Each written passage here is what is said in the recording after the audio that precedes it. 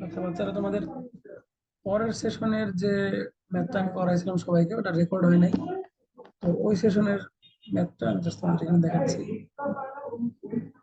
তো এখানে আমরা আরেকটা ম্যাথ নিয়েছি, জাস্ট আগের ম্যাথটার মতোই, কিন্তু এই ম্যাথটা খুবই ইম্পর্টেন্ট। এই ম্যাথটা পরীক্ষায় আসার মতন একটা ম্যাথ। তো আমরা তুলবো প্রথমে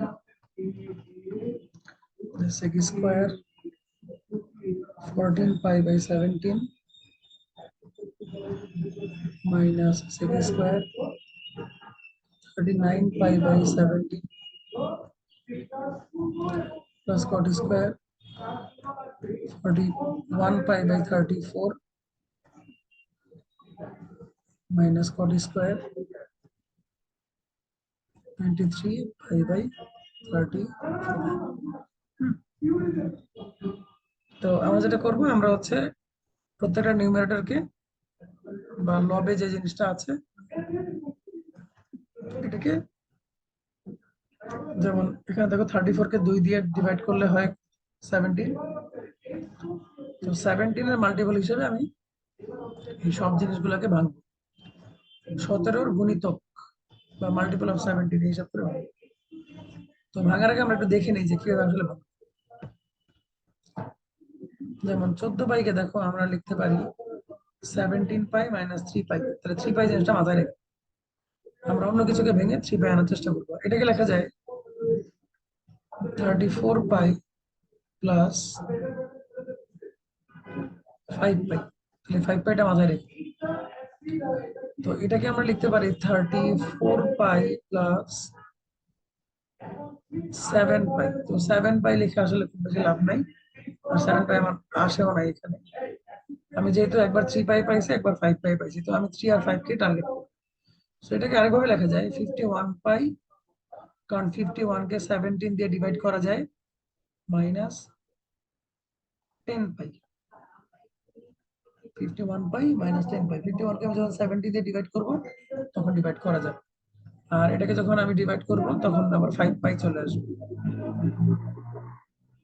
তো আর এটাকে আমরা লিখবো হচ্ছে 17 পাই প্লাস 6 পাই। তাহলে মোটামুটি কি লিখবো ঠিক করে ফেললাম। তোমরা একটু আগে থেকে দেখে নিবা, তাহলে বেশিবার ভাঙা লাগবে না। আর যদি ভাঙা লাগেও ভেঙে নিবা, অসুবিধা নেই। একটা ম্যাথ একবার ভেঙে করা লাগবে এরকম কোনো কথা নাই। তুমি যদি একাধিকবার ভাঙা লাগে ভাঙ। তো এটাকে আমরা লিখবো হচ্ছে 17 পাই মাইনাস 3 পাই/17। এটাকে আমরা লিখবো 34 পাই প্লাস 5 পাই/17। এটাকে আমরা লিখবো 51 পাই মাইনাস 10 পাই/34।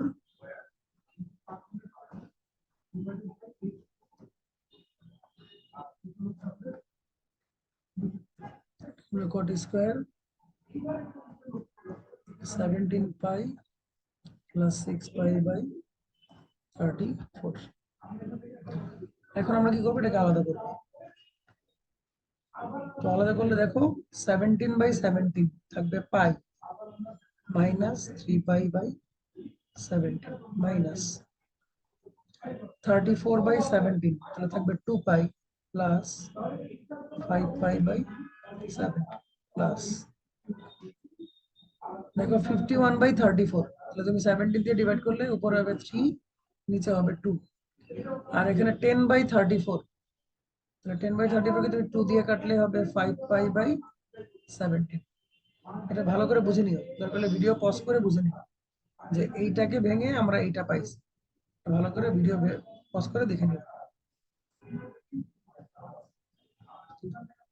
আর এখানে হচ্ছে cot স্কোয়ার আলাদা করলে আমরা পাবো পাই/2 প্লাস 6 পাই/34, তাহলে 3 পাই/7। এখন আমি দেখবো যে আমার কোয়ান্টিটি গুলো সেম থাকবে নাকি চেঞ্জ হয়ে যাবে। তো দেখো সেক তারপরে পাই আছে, তাহলে এটা কি হবে না, চেঞ্জ হবে না। এটা সেক স্কোয়ার 3 পাই/17 হবে।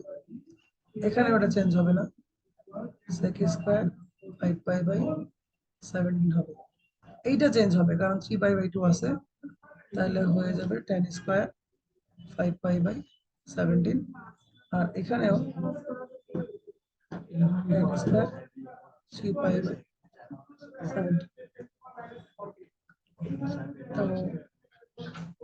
তো এখন দেখো যাদের অ্যাঙ্গেল সেম আমরা একসাথে করে ফেলি। আমরা এই দুটা একসাথে করব আর এই দুটা একসাথে করব।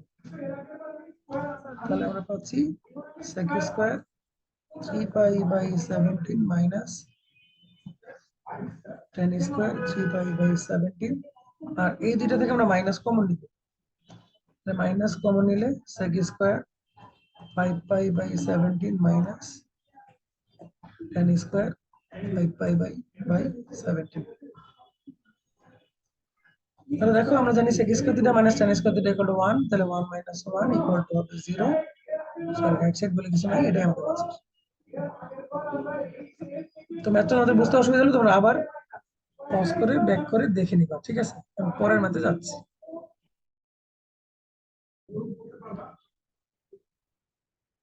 আচ্ছা দেখো আমরা এখানে একটা ম্যাথ দেখবো, যে ম্যাথটা হচ্ছে প্রথম ম্যাথটা তোমরা দেখো বইতে আসছিল 11 মার্কে, যেখানে মোটামুটি অনেকগুলো টার্ম আছে, cos theta cos 3 theta 5 theta.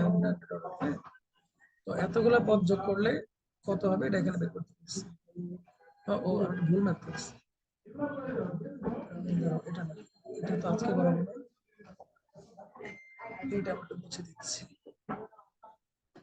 ছিলাম যে ম্যাথে সেখানে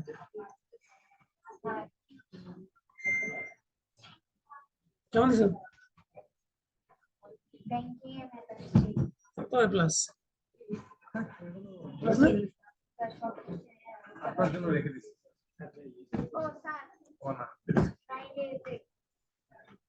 কে আমি? এটা কি ফ্রাইডে স্যাটারডে সানডে কি? ওকে, আমরা যেটা নিয়ে কথা বলতে চাইছিলাম, দেখো এই যে ম্যাথটা বইতে 13-14 তে আসছে, হ্যাঁ? তো এখানে অনেকগুলো টার্মকে সাম আকারে, স্কয়ার এন্ড সাম আকারে আছে, যোগ আকারে আছে। তো এত বড় ম্যাথ কি আমি তাহলে আগের মতো ধরে ধরে করবো? না, এখানে করার একটা হ্যাক আছে, হ্যাঁ? দেখো আমরা জানি যে sine square theta plus cos square theta equal to 1 হয়। তাহলে বোঝা যাচ্ছে যে এই ম্যাথটাও sine square theta plus cos square theta equal to 1 দিয়ে হবে। কিন্তু খুঁজে বের করতে হবে যে আমার টোটাল টার্ম কয়টা, মোট কয়টা পদ আছে এর মধ্যে। তো তোমরা গুনলে মোটামুটি এখানে দেখবা যে 3 থেকে 15 আমরা যদি গুনি, যদি কাউন্ট করি 13 টার্ম হওয়ার কথা। 1 2 বাদ গেলে হ্যাঁ 13 টার্ম আছে। তো অলওয়েজ তোমরা দেখবা হয় অড টার্ম পাবা, মানে বিজোড় পাবা,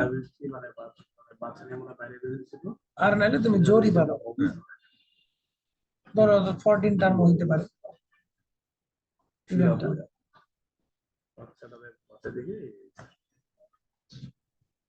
জোড়।